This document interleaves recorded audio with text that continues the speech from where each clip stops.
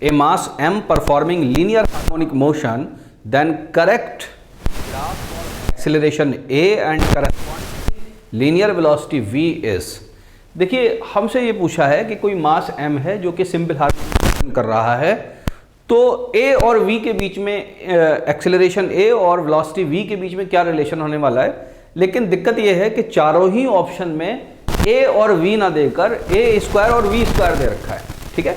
तो एक्चुअली में क्या है कि थोड़ा सा एरर है क्वेश्चन के अंदर, जो हम इसको यहाँ पर अभी बता देते हैं, आपको ठीक कर देते हैं। इसको समझ लीजिए, इसका आंसर भी बताऊंगा क्वेश्चन का, और जो एक्चुअल क्वेश्चन होना चाहिए वो भी बताऊंगा आपको, ठीक है।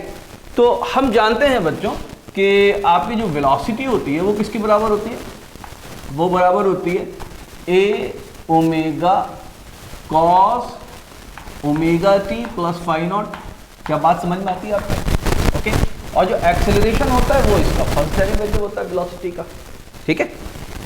a omega cos omega t plus phi naught, ये तो मैंने इसको लिखा। इसका फर्स्ट डेरिवेटिव क्या होगा वेलोसिटी का बच्चों, एक बार ओमेगा और मल्टीप्लाई हो जाएगा, माइनस का साइन भी आ जाएगा, a omega square sine omega t plus phi naught. क्या मेरी बात समझ में आती है?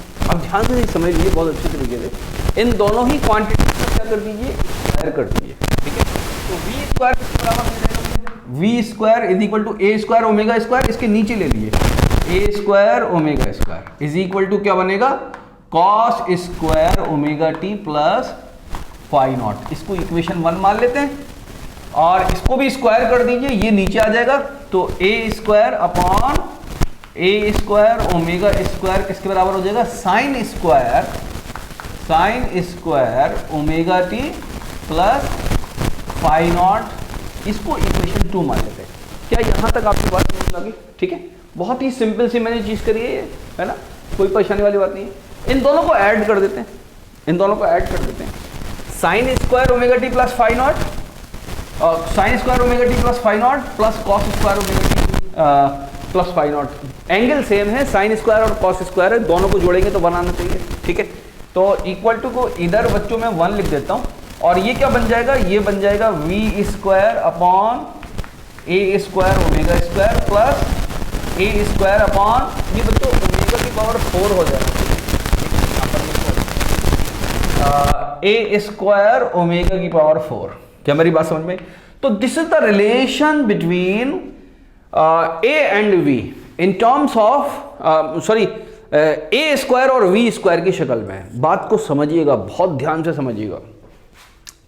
अगर हम इस इक्वेशन को देखें तो मैथमेटिक्स की एक इक्वेशन याद दिला रहा हूं मैं बच्चों, आपको ध्यान से समझिएगा, ठीक है। यहां पर मैथमेटिक्स की एक इक्वेशन होती है एक्स स्क्वायर,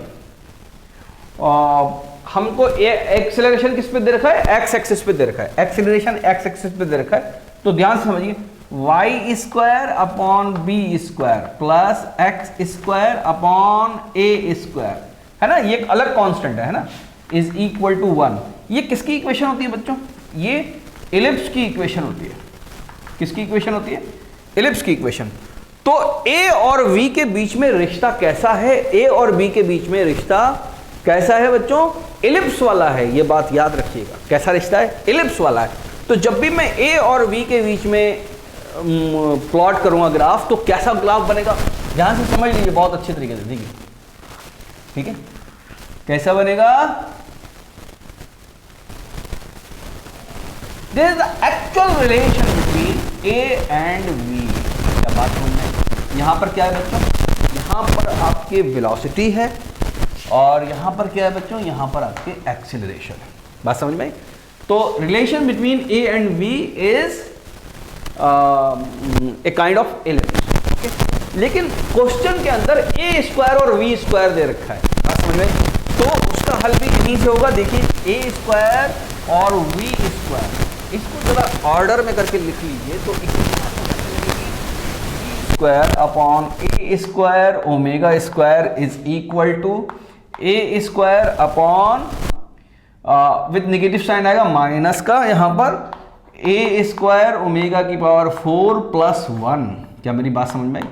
इसको हम उधर भी उछाल दें, इसको अगर हम उधर उछाल दें तो बेसिकली वी स्क्वायर आपको एज ए लीनियर फंक्शन मिलेगा ए स्क्वायर के विद नेगेटिव साइन।